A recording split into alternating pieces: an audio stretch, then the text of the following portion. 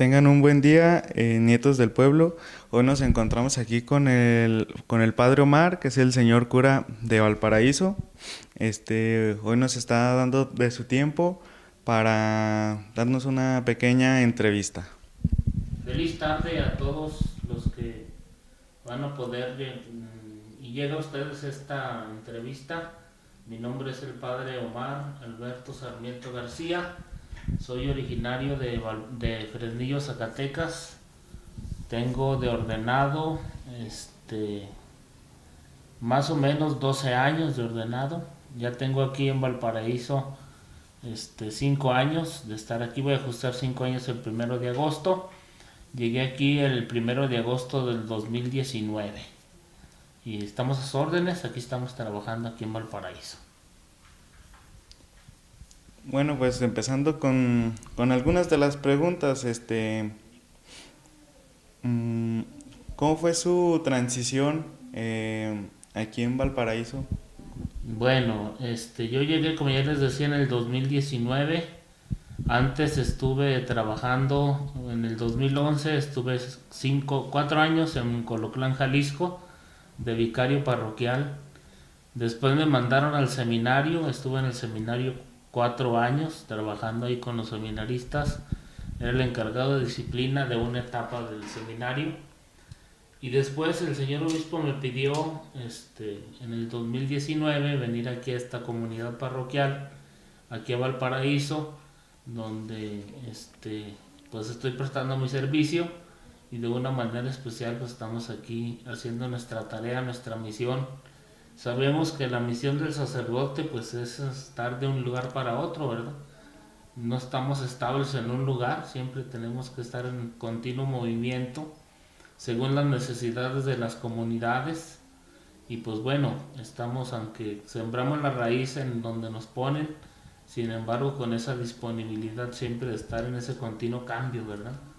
A la disposición del señor obispo para donde él quiera que prestemos nuestro servicio. Entonces eso es más o menos mi recorrido durante estos 12 años que he estado trabajando como sacerdote. Muy bien. ¿Cómo se sintió recibido aquí? Bueno, al principio se siente uno como muy desconocido, ¿verdad? Pero poco a poco se va ganando uno la gente. Y más aquí en Valparaíso la gente es muy buena. La gente es muy acogedora, siempre con esa disponibilidad de recibir al sacerdote. Y yo creo que pues en todas las comunidades, pero hay algunas comunidades que arropan a uno, ¿no? Y una de ellas es aquí Valparaíso. La gente es muy buena, muy generosa, siempre disponible ante lo que se le pide. Entonces, muy religiosa la gente y me sentí muy acogido por la gente, siempre con esa disponibilidad de nuestra gente de estar aquí, pues ayudándonos en el servicio que realizamos. Bueno, qué impresión tenía usted de cómo iba a ser la gente aquí en Valparaíso y como qué impresión tiene ahora? Bueno, yo estuve, antes de llegar aquí, vine 2 veces a la semana vocacional con el padre Sergio, con el señor cura que estaba Ah, sí. antes. Vine 2 veces, ya había tenido una experiencia de estar aquí una semana. Y pues bueno, la gente, como ya lo decía, es muy buena, ¿no? La gente es buena. Y más cuando tratamos y nos esforzamos de tratarla bien, de acompañarla, de ayudarla, de estar. Yo creo que con eso ayudamos mucho. Y eso me ha ayudado mucho a sentirme como en casa. Sí, aunque estoy cerca de mi casa, yo soy de Fresnillo, estoy aquí en la hora de mi casa, pero aún así, pues yo me siento en mi casa, estoy muy contento. La gente, pues ojalá que también, ¿verdad? Esté contenta con Sí, yo nosotros creo que sí. en el trabajo, pero nosotros estamos muy contentos realizando nuestra misión aquí en la comunidad. Muy bien. Bueno, ya dejando un poquito de lado a la comunidad de Ujú. Valparaíso, ¿qué opina usted sobre las haciendas que hay aquí en Valparaíso? Bueno, la hacienda en su tiempo era un lugar muy importante donde había esa comunicación. La hacienda era un lugar donde centro de reunión de la comunidad y donde de manera especial pues no solamente se trabajaba en la agricultura, sino también en la cultura. Se sembraban muchas cosas, virtudes, valores. Entonces las haciendas eran algo muy importante. Ahorita hay algunas haciendas que pues desgraciadamente se han perdido, pero sí hay algunas que todavía se mantienen. Por ejemplo, la hacienda de San Antonio de Padua, que todavía está, aunque ya no pertenece solamente a una familia, pero sí hay todavía en la hacienda grande gente que vive ahí. Por ejemplo, en el astillero también hay un poquito de la hacienda, muy poco. Claro que desgraciadamente por los tiempos en que se vivió ese tiempo de las haciendas, ahora pues se ha descuidado mucho. Yo creo que es lo que nos hace falta y es lo que hace falta aquí en el municipio un poco, ¿no? Hacer hincapié en la cultura de la comunidad, porque muchas veces la cultura se va perdiendo, van pasando los años, se van perdiendo las tradiciones, la cultura, y eso de las haciendas es una cultura que nos ayuda a tener en cuenta el antepasado de nuestra comunidad. Entonces es algo importante que vayamos nosotros llevando esa tradición y vayamos cuidando todo aquello que tenemos, porque son riquezas que tenemos en nuestro municipio.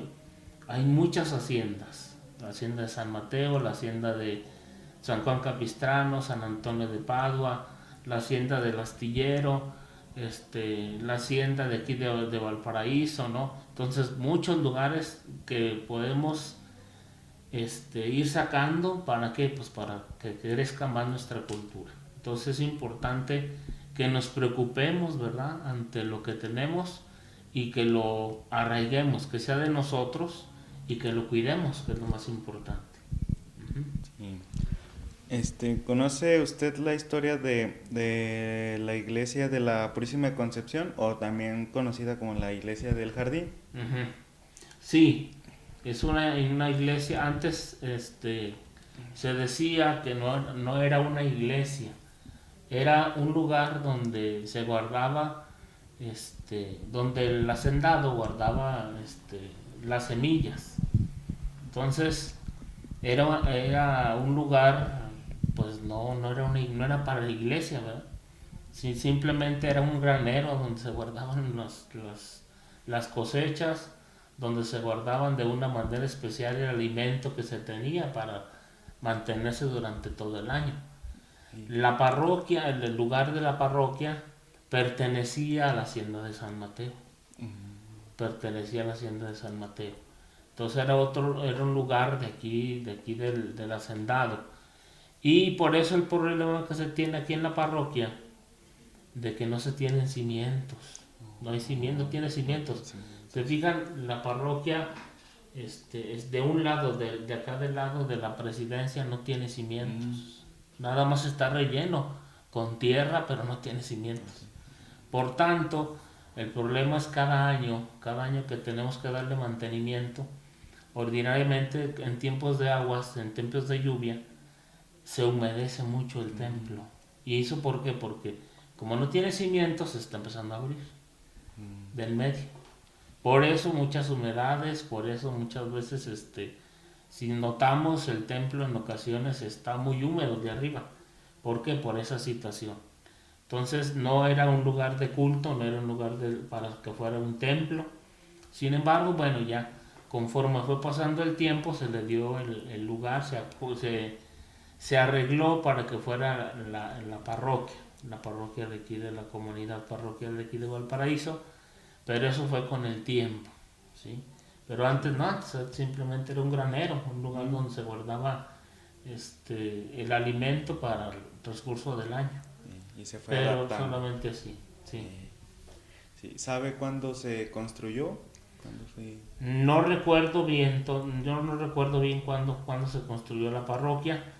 Ciertamente fue en tiempos de los hacendados, en tiempos en que comenzaban las haciendas. Y como decía, ¿no?, pertenecía a la hacienda de San Mateo.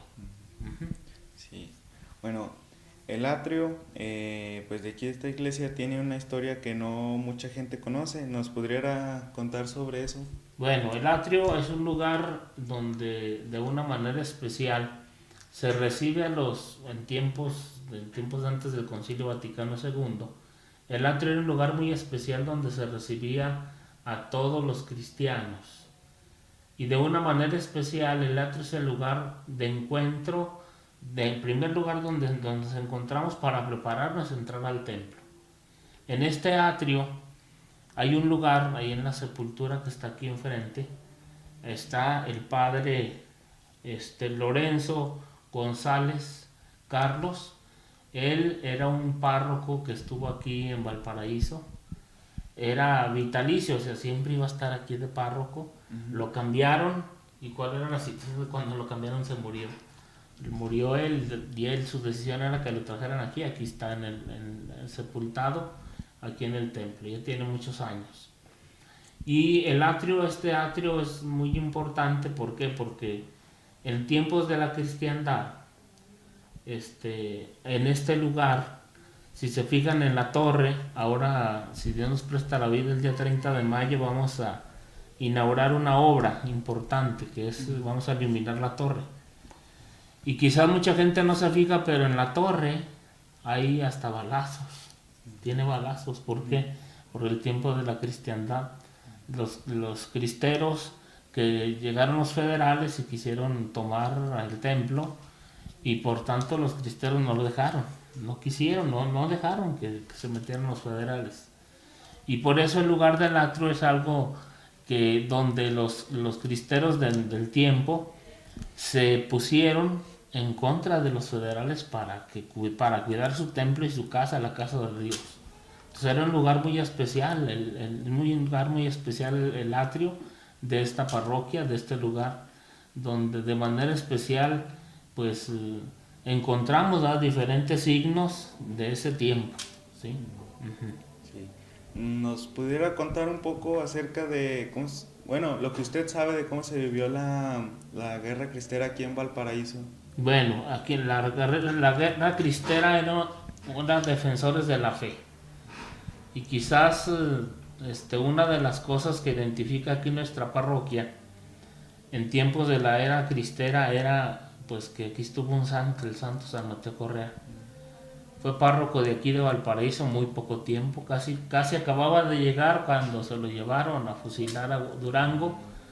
Entonces fue un lugar muy especial aquí nuestra cabecera parroquial. Inclusive si recordamos aquí la bajada, la avenida de los mártires de Tlaxcala, aquí abajo, de los mártires, por eso se le puso el nombre. ¿Por qué? Porque en tiempos de la cristiandad ahí fusilaban a muchas personas, ¿sí? En tiempos de la cristiandad era un lugar, pues bueno, que iba floreciendo y que de una manera especial fue defendido por muchas personas que aún todavía, pues podemos decir que muchas de las personas que viven aquí en Valparaíso, muchas familias, pertenecen a esas personas que defendieron su fe. Y esa era la cristiandad, era defender la fe, porque fue un tiempo duro, un tiempo fuerte, un tiempo en que se cerraron los templos, no se podía celebrar la Eucaristía libremente, no había forma de celebrar el culto. Entonces fue algo difícil para la comunidad, ¿verdad? Mas sin embargo, bueno, los sacerdotes bajo su capacidad hicieron lo posible por estar con la gente, celebrar la fe con la gente. Recuerdo el padre Miguel Agustín Pro, él de muchas maneras se vestía. ¿Para qué? Para llevar la comunión a los enfermos, celebrar la Eucaristía en una casa. O sea, se acoplaba uno a los medios que se tenía, ¿no? Ahorita, gracias a Dios, gracias a ese sacrificio de tantos hombres y mujeres, hoy podemos ser cristianos y podemos inclusive manifestar nuestra fe por las calles, celebrar la Eucaristía. Y eso te los agradecemos a todas aquellas familias, hombres y mujeres que dieron la vida, muchos reconocidos por la iglesia y muchos no reconocidos por la iglesia, que dieron la vida por la fe, por su fe, por dar testimonio de Cristo. Por eso el saludo de los cristeros, ¿no? Viva Cristo Rey, viva Santa María de Guadalupe, dando la vida por el Señor. Entonces, es un lugar muy importante en este tiempo de la cristiandad. Es un lugar importante aquí en Valparaíso. Sí. Bueno, también hablarles sobre los cantos gregorianos, el por qué ya no son tan usuales. Bueno, en el Concilio Vaticano, cuando se realizó el Concilio Vaticano II, se pidió en la liturgia que la liturgia se hiciera un poco más adaptable a las comunidades. ¿Por qué? Porque en tiempos de antes del Concilio Vaticano II, el sacerdote primero celebraba al revés, celebrando dando la espalda al pueblo. Entonces el sacerdote celebraba en latín, no se le entendía nada. La gente no entendía. ¿Qué hacía la gente? Pues rezar el rosario, estar rezando el rosario, estar rezando la novena mientras el padre celebraba la Eucaristía. Con el Concilio Vaticano II se da el cambio. ¿Qué es lo que se quiere? Que se haga el sacerdote más cercano a la comunidad, que la gente participe en la celebración. Sí, desgraciadamente, bueno, no desgraciadamente, pero sí es algo que enriqueció mucho a la iglesia, por un lado, pero por otro lado, también se dejó por ejemplo, el latín ya no se utiliza tanto. Sí, hay raíces latinas, el latín es una lengua muerta, pero que es muy importante porque de ahí sale muchas raíces que tenemos del español, salen del latín. Entonces ahorita por eso ya casi no se utiliza el canto gregoriano. Hay en ocasiones algunos cantos cuando hacemos la hora santa, cuando se celebra el Corpus Christi, que hay en alguna oración en latín, pero es muy raro, ya casi no se utiliza. ¿Usted se sabe algún canto gregoriano? Un canto gregoriano no sé, no. Sé latín, un poco traducir el latín. En el seminario nos dan clases de latín, y no solamente de latín, sino también de griego, pero nos dan raíces griegas, ¿no? O sea, ustedes saben que una lengua para que poderla saber hay que practicarla. Entonces es difícil practicar el griego, el latín, pero sí sabemos, se nos trata de dar clases para saber traducir, saber un poco latín y el griego. Sí, sobre el latín, es como obligatorio que los sacerdotes aprendan latín para... No es algo obligatorio, pero sí es una materia que llevamos en el seminario. Llevamos por lo menos son 2 años de latín. 2 años de estudio de latín. No es una obligación, no es algo necesario, pero sí es importante saberlo. Por ejemplo, nos comentaba que antes el padre hacía oraciones en latín, o sea, en tiempos más antiguos sí era obligatorio. Necesario, sí. Sí, antes sí era la lengua en la que se celebraba la Eucaristía.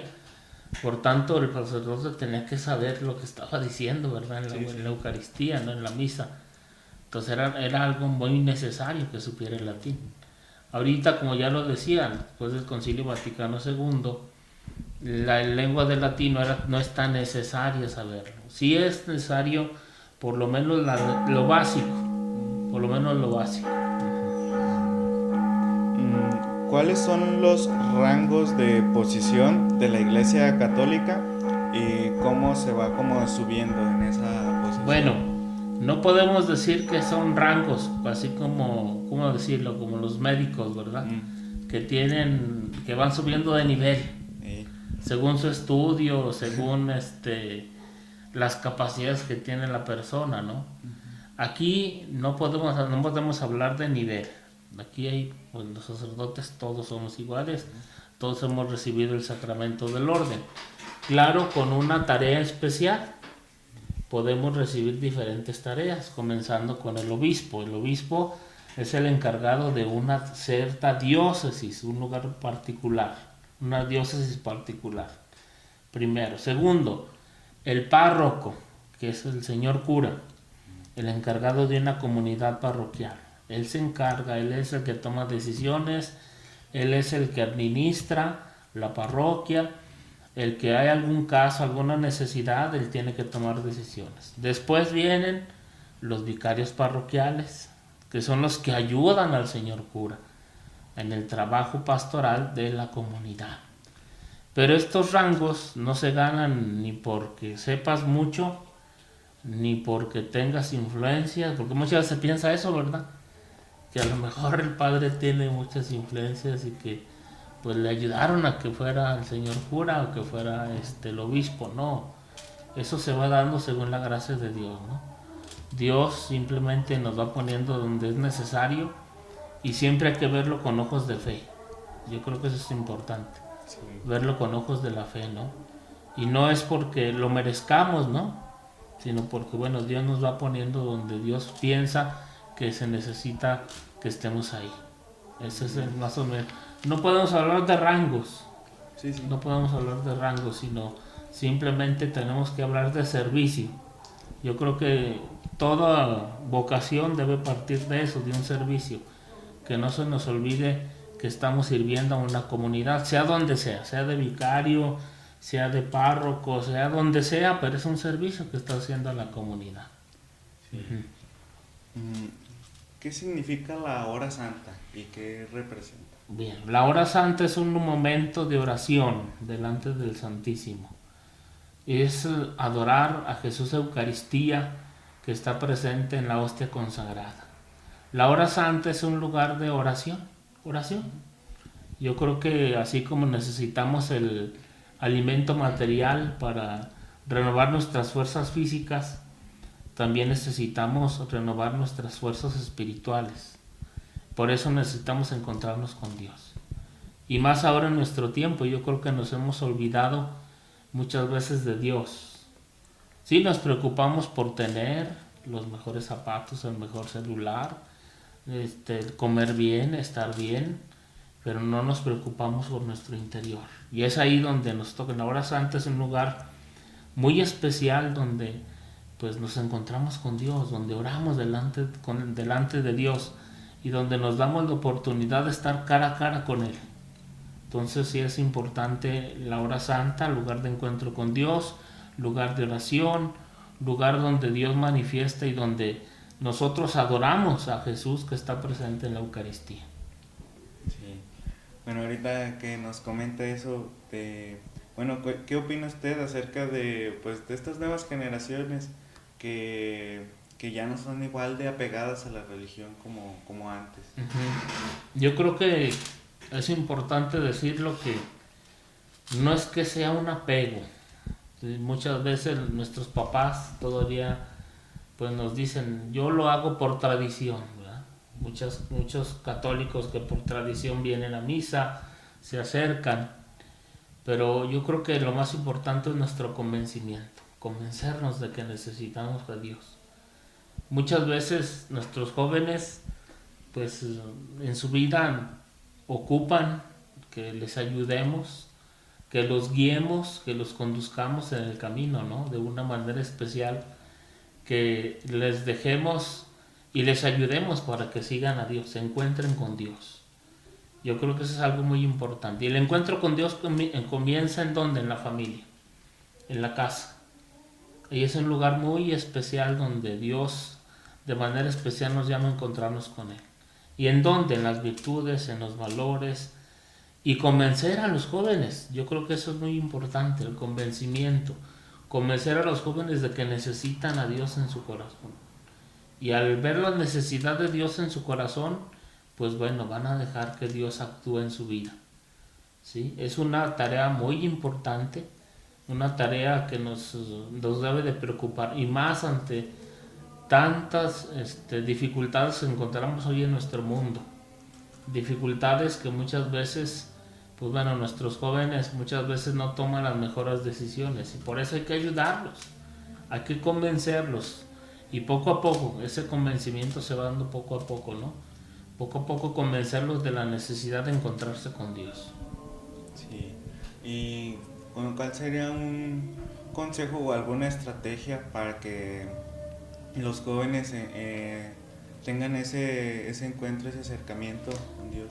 Bueno, nosotros como comunidad parroquial, como parroquia, tenemos, este, así como se va formando al niño en la escuela, en la primaria, secundaria, preparatoria, que es un proceso, también nosotros tenemos un proceso cristiano que comienza con el bautismo, que después se va poco a poco acrecentando en el catecismo cuando llevan al niño a la primera comunión, la confirmación. Después vienen los grupos parroquiales. Los grupos parroquiales tenemos el grupo de adolescentes, el grupo de arcoíris, de jornadas, tenemos los matrimonios. O sea, hay un proceso. Y ya conforme a la vida que vas llevando tú, te vas integrando a cada proceso. Entonces, en este proceso de la vida cristiana no estás solo. Nosotros tenemos ese proceso de vida cristiana que muchas veces, bueno, desgraciadamente muchos no se acercan. Y yo creo que es ahí nuestra tarea, ¿no? Hoy se habla mucho de la iglesia en salida, que la iglesia tiene que salir, tiene que misionar, tiene que buscar. Y pues bueno, hay que salir a buscar a nuestros jóvenes. Y hay que buscarlos en el lugar donde están. Ahí es que llevarles el evangelio, hay que acercarnos a ellos, hay que sentirnos, que ellos sientan que los arropamos, que los ayudamos, que los acercamos a Dios. ¿Sí? Sí. Ahorita comentaba lo de los grupos religiosos. Uh-huh. Pues ¿cuántos grupos hay aquí en Valparaíso y como de qué edad a qué edad se puede pertenecer a esos Uh-huh. grupos? Está, bueno, los catequistas es un grupo importante, todos aquellos personas que nos ayudan en la formación de los niños. Primero. Segundo, los niños de primera comunión y confirmación. Pues bueno, de 9 años en adelante pueden entrar a hacer su primera comunión. Después vienen los adolescentes, que son los del grupo de arcoíris.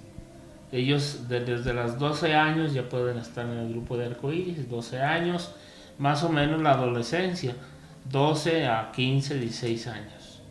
Después viene el grupo de jornadas de vida cristiana, que son jóvenes ya de preparatoria, ya que están estudiando la prepa o la universidad y pueden estar en este grupo. No tienen que estar casados, ni juntos, ni nada. Ellos todavía viven solteros. Después vienen los matrimonios, Alianza de Amor se llama el grupo. Ellos son matrimonios, ya constituidos un matrimonio, estén casados o no estén casados. Ellos pueden estar ahí en ese encuentro con los matrimonios. Más o menos esos son los tres grupos que tenemos aquí en la parroquia.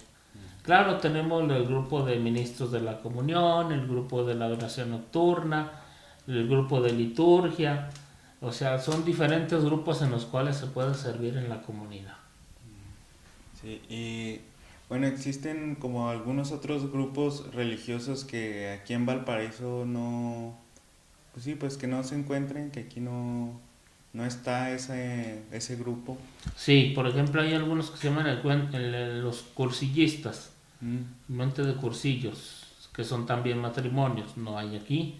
El movimiento de casi ordinario, pues nada más hay el movimiento familiar cristiano, nada más, solamente es el único grupo que no hay.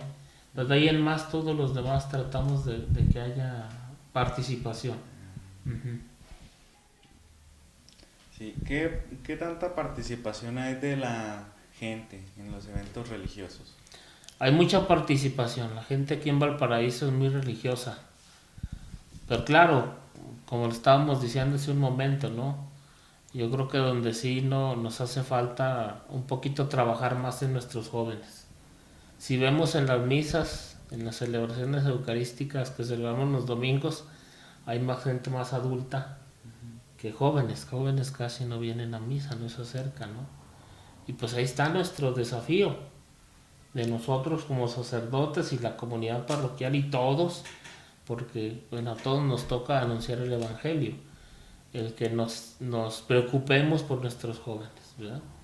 Que nos preocupemos en dónde están nuestros jóvenes, dónde está mi hijo, dónde está mi hija, si se acercan a Dios, si no se acercan a Dios, hay que acercarlos, invitarlos. Yo siempre les he dicho eso a los papás, hay que invitar a nuestros hijos, ¿verdad? Que no los obliguemos, no, porque no es una obligación, es una necesidad.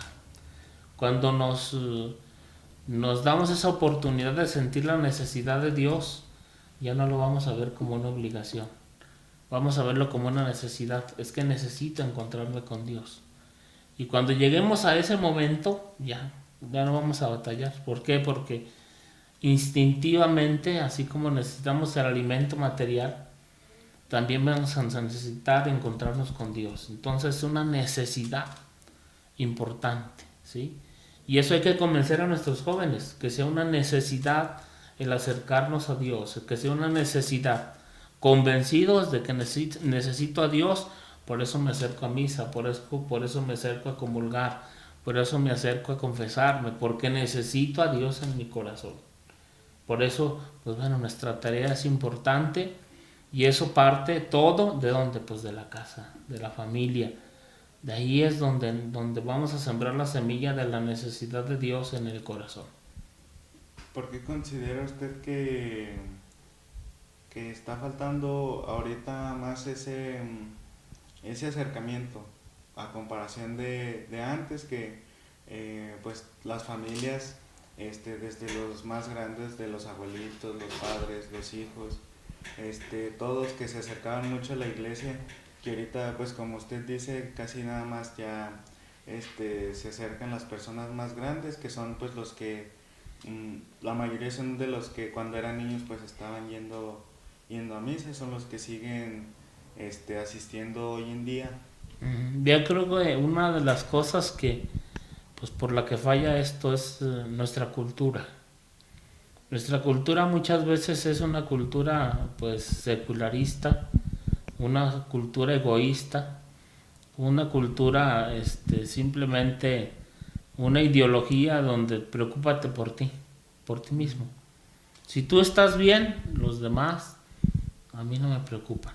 Mientras yo esté bien, a mí los demás vivan su vida, que me dejen vivir mi vida y ya.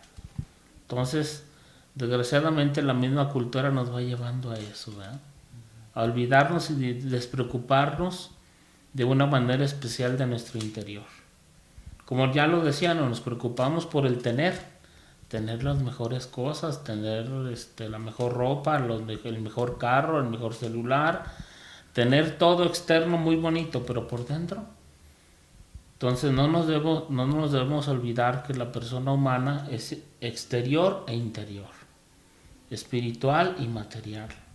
Sí, es importante lo externo, pero también es muy importante el interior de la persona, donde vamos formándonos nosotros mismos como hijos de Dios, como personas, y es importante. Hoy en nuestro tiempo, por eso creo yo, pues tantas dificultades que hoy tenemos en nuestras comunidades, la falta de cultura, la falta de fe, la falta de compromiso, la falta de tantas pérdidas de virtudes, de valores, porque desgraciadamente no nos hemos preocupado por nuestro interior. Nos preocupamos más por lo externo que por lo interno. Por eso es importante preocuparnos por nuestro interior, por nuestra encontrarnos con Dios, porque es algo importante. Sí. Bueno, cambiando un poquito de tema, ¿cómo se lleva a cabo la Semana Santa? Bueno, la Semana Santa es el centro primordial e importante de nuestra fe. ¿Qué es la Semana Santa? La Semana Santa es celebrar la pasión, muerte y resurrección de nuestro Señor. Son los días más importantes de nuestra fe. Y esos días, de una manera especial aquí en nuestra comunidad parroquial, pues celebramos, comienza con el Domingo de Ramos. un lugar de cuando Jesús entra a Jerusalén. Después vienen los días santos, que es jueves, viernes y sábado santo. Lugares especiales, días especiales donde celebramos nuestra fe, donde recordamos la muerte de Cristo y su resurrección. Hoy estamos en estos días celebrando la Pascua. La Pascua es la alegría de Cristo resucitado. La Semana Santa se va haciendo cambiante según la liturgia, según la vayamos celebrando, ¿sí? No es una de las celebraciones movibles que se pueden mover, ¿sí? Según el tiempo, el Viernes Santo es la luna llena primera del año. Por eso es el movimiento, la Semana Santa. No hay un lugar, no hay una fecha específica para celebrar la Semana Santa, ¿sí? Ya para saber cuándo empieza se basan con la primera luna llena. La primera luna llena del año, ese día es el Viernes Santo, por tanto ese día se celebra la Semana Santa. Muy bien. Ese sí no... No sabía. Nunca me pasó por la ¿No? cabeza, ¿no? Sí, es por eso. Sí. Y por ejemplo, ¿por qué son los días de ayuno en la Semana Santa? Bueno, los días de ayuno, ahí en el Catecismo de la Iglesia Católica nos dice que hay dos días que son obligatorios de ayuno. El miércoles de ceniza y el sábado santo. Son los únicos 2 días que se llama de ayuno. Podemos hacer un ayuno completo, que es el ayuno de una manera especial. No comer nada desde la mañana que te levantas hasta las 12 del día. Ayuno completo. O ayuno medio. ¿Cuál es el ayuno medio? Tomarte medio vaso de leche con medio pan en la mañana. Comer en el mediodía, pero no comer así como lo hacemos, ¿verdad? Que los 7 platillos, no, comer algo así muy tranquilo. Y en la noche tomarte otro vasito de leche con medio pan. Entonces eso es un ayuno que nos ayuda al sacrificio, a recordar lo importante que es la penitencia, ¿verdad? Entonces los únicos 2 días que obliga es el miércoles de ceniza y el viernes santo solamente. ¿Y durante el año igual? ¿Solo son esos 2 días? Sí, nada más esos 2 días, sí, son los únicos 2 días. Claro que mucha gente, pues bueno, por la fe y por prepararse a la Semana Santa, mucha gente los viernes de Cuaresma ayuna, todos los viernes de Cuaresma, que no son muchos, ¿verdad? Pero sí, todos los viernes de Cuaresma se les ayunan, ¿sí? Entonces ya depende de cada uno de nosotros. Sí, sí. ¿El ayuno es obligatorio para personas de todas las edades o...? Más o menos, según el Catecismo de la Iglesia Católica, cuando ella es la mayoría de edad. La mayoría de edad de los 18 años. De los 18 hasta los 60 años. Ya si, por ejemplo, estás enfermo, tienes ahorita pues, bueno, la diabetes, que presión alta, no te obliga porque estás enfermo, tienes que cuidarte primero. Primero es tu salud, después el sacrificio, si estás enfermo, ¿no? Sí. Pero sí, bueno, podemos cambiar nuestro sacrificio por otro. O sea, podemos ofrecer nuestro sacrificio, hacer una obra de caridad, ayudar a un enfermo. Sabemos que muchas personas necesitan de nosotros, llevar una despensa a una persona. O sea, la forma de hacer un sacrificio lo podemos hacer, ¿sí? Porque el ayuno significa eso, no es solamente no comer por no comer, sino aquello que no te comiste, dáselo a una persona que lo necesita en ese momento. Y eso significa ayunar, ¿sí? Dar generosamente de lo que el Señor nos da. Sí. Bueno, ahora cambiando también lo que son pues las fiestas religiosas en diciembre, lo que es Nochebuena, Navidad, que muchas veces están como muy como americanizado, por así decirlo, por lo que es el cine, las películas. ¿Qué tanto de lo que se ve en la televisión es lo que en realidad corresponde a la religión? No podemos olvidarlos, digo, vamos, otra vez nuestra cultura muchas veces nos lleva a hablar de Santa Claus, hablar de esas cosas. Bueno, no nos debemos olvidar que el 25 de diciembre celebramos el nacimiento del Hijo de Dios.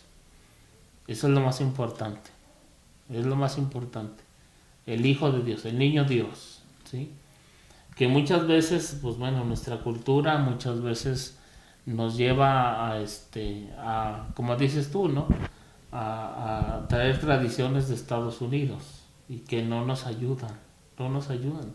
¿Por qué? Porque muchas veces contradicen mucho nuestras tradiciones, ¿verdad? Nuestras tradiciones. Se nos olvida que el 25 de diciembre es el nacimiento del Hijo de Dios, que por él estamos celebrando la fiesta, que el más importante es el Hijo de Dios, es Jesús que ha nacido. Y que tanto nos preocupamos por verdaderamente hacer que Cristo nazca en nuestro corazón, ¿sí? Entonces tenemos que dejar a un lado esa cultura que muchas veces nos viene externa y preocuparnos por celebrar el nacimiento del Hijo de Dios. Sí. Uh-huh. Bueno, volviendo a hablar más sobre usted, Uh-huh. ¿qué es algo que usted cree que es una de las cosas más incomprendidas sobre un padre? Bueno, una de las cosas que muchas veces no comprendemos es que el sacerdote pues es un humano como nosotros, ¿no? Que se equivoca, que falla, que también necesita y tiene necesidades, que se enferma, que también tiene problemas, dificultades, que en ocasiones, como dicen los jóvenes, ¿no? Amanecemos lunas. Pero sí, o sea, somos humanos como ustedes, o sea, somos personas, somos tomados de una familia. Entonces, muchas veces es ahí esa incomprensión, ¿no? De la gente. Y pues bueno, es algo que desgraciadamente no entiende la gente, que somos humanos, ¿verdad? Que fallamos, que nos equivocamos, que necesitamos también encontrarnos con Dios, que tenemos necesidades en nuestra vida, o sea, somos humanos, seguimos trabajando, no somos personas acabadas, tenemos que seguir trabajando en nuestra vida de fe, en nuestra vida cristiana, tenemos que seguir trabajando en nuestra formación, preocupándonos, digo, ustedes se preocupan por ustedes, pero nosotros como sacerdotes no solamente nos preocupamos por nosotros, sino nos preocupamos también por los demás. Entonces, es algo importante, algo que pues cuesta mucho, cuesta, pero yo creo que así como también hay mucha gente que nos comprende, que nos ayuda, que ante las necesidades siempre está ahí con nosotros, ¿verdad?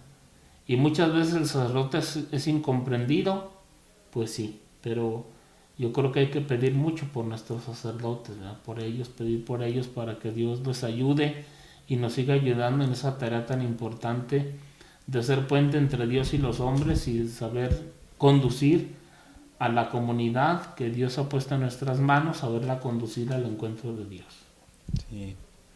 Bueno, y ahora sí, pues como usted lo comenta, que pues los padres son personas igual que los demás, pues yo pienso que también pues cometen pecados, ¿no? Uh-huh. O sea, aunque sean mínimos, en esos casos, o sea, ustedes tienen como el poder, por así decirlo, de ustedes mismos autoconfesarse, No, ¿no, verdad? no, es importante decirlo que nosotros tenemos nuestro Padre espiritual, nuestro Padre y nuestro confesor, nos confesamos entre nosotros.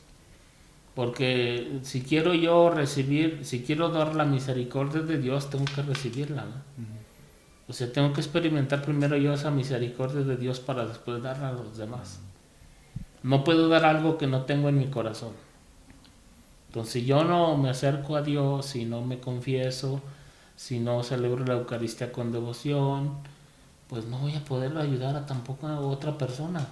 Entonces, cuando necesitamos el sacramento de la penitencia, nos acercamos con otro sacerdote. No tenemos el poder de perdonarnos a nosotros mismos no.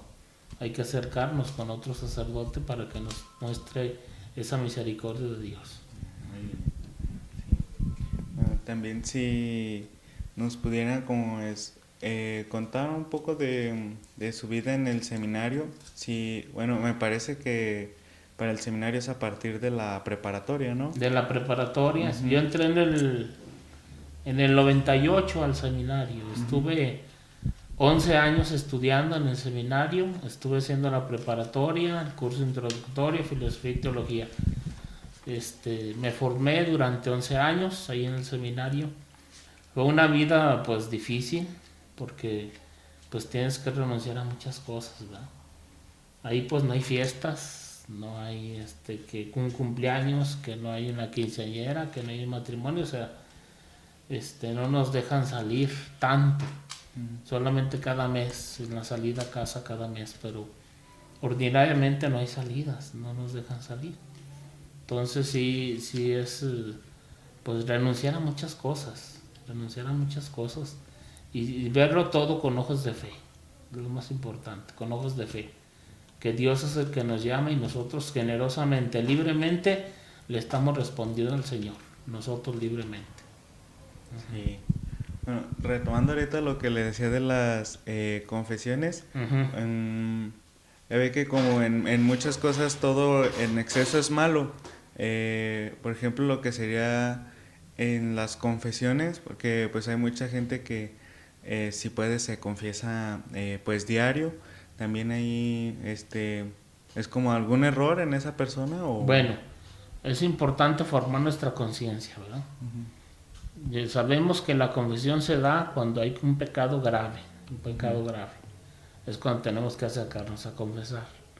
¿Cuándo es un pecado grave? Por los mandamientos. Cuando fallas en los mandamientos de la ley de Dios, es un pecado grave. Entonces te tienes que confesar. Claro que muchas veces es importante formar nuestra conciencia y reconocer que, bueno, pues no diario vas a estar confesándote. Si no, pues entonces imagínate diario estar confesando a la persona diario, pues no, o sea, no se puede, ¿no? Pero sí es importante formar nuestra conciencia. Formar nuestra conciencia y ver a conciencia si verdaderamente, bueno, estoy en pecado, pues tengo que acercarme a Dios para confesarme, ¿no? Tengo que acercarme. Entonces, si es la necesidad que tú sientes ante encontrarte con Dios y saber que Dios te perdona, ¿sí? Sí.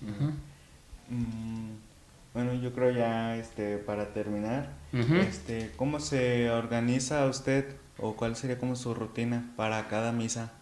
Bueno, ordinariamente siempre un día antes en la noche trato de leer el Evangelio y ahí tengo unos libros que nos ayudan a preparar nuestra reflexión, ¿verdad? Primero hay que reflexionar para ver qué me dice a mí el Evangelio para poder así transmitirlo a los demás, ¿sí? La palabra de Dios, aunque fue escrita hace muchos años, la palabra de Dios nunca pasa de moda. La palabra de Dios es viva y eficaz. ¿Por qué es eficaz? Porque aunque ha sido escrita hace muchos años, nos sigue diciendo y nos sigue hablando hoy a nuestro tiempo. Entonces la palabra de Dios no pasa de moda, no es antigua, no. Sino se hace vida todos los días, la palabra de Dios. Y pues bueno, a nosotros como sacerdotes nos toca de una manera especial ayudar a la gente a encontrarse con la palabra de Dios, a sacar el mensaje, a rumiar el mensaje, casi así como a los niños se les da de comer en la boca. También yo pienso que eso es la Eucaristía. Cuando hablamos en la misa de la homilía, pues le estamos dando de comer a la familia, a las personas que se acercan a la Eucaristía, le estamos dando de comer de la palabra de Dios, sacando el mensaje. ¿Para qué? Para que se haga vida en ellos. Entonces esa es nuestra tarea, ¿verdad? Hacer vida el mensaje. Nosotros primero, como ya lo decía, no podemos hablar de algo que no tenemos en nuestro corazón. Primero tenemos que hacerlo vida en nosotros para después hacerlo vida en los demás. Y bueno, ustedes, pues, ¿qué misas le corresponden a usted en el transcurso de la semana? Por también si si la gente que mira nuestro contenido, pues que tenga, pues sí, la curiosidad de acercarse, pues más que nada con usted, que lo pudieran Bueno, encontrar. ordinariamente hacemos la agenda todos los domingos. Mm. No tengo una misa fija, o sea que Ah, me ok. toque una misa así muy concreta. Esta misa me toca a mí y nadie me la quita, no. Mm. Vamos variando, Ah, vamos muy bien. variando todos los días. Eso es diferente, diferente tratamos de que cada día celebre cada padre diferente. Ahorita, Ah, gracias muy a Dios, bien. somos 4 los que estamos aquí trabajando en la parroquia. Entonces, ordinariamente nos toca un día a la semana. La misa de las 7 de la tarde nos toca un día a cada quien. Sí, pero no hay un lugar fijo o que me toque esta misa del miércoles en la tarde nada más a mí. No, vamos variando, vamos Ah, variando. muy Igual bien. los domingos también. A algún padre le toca a las 9, a otro padre le toca a las 10, a otro padre le toca a las 11, pero tratamos de no repetir todos los domingos los mismos.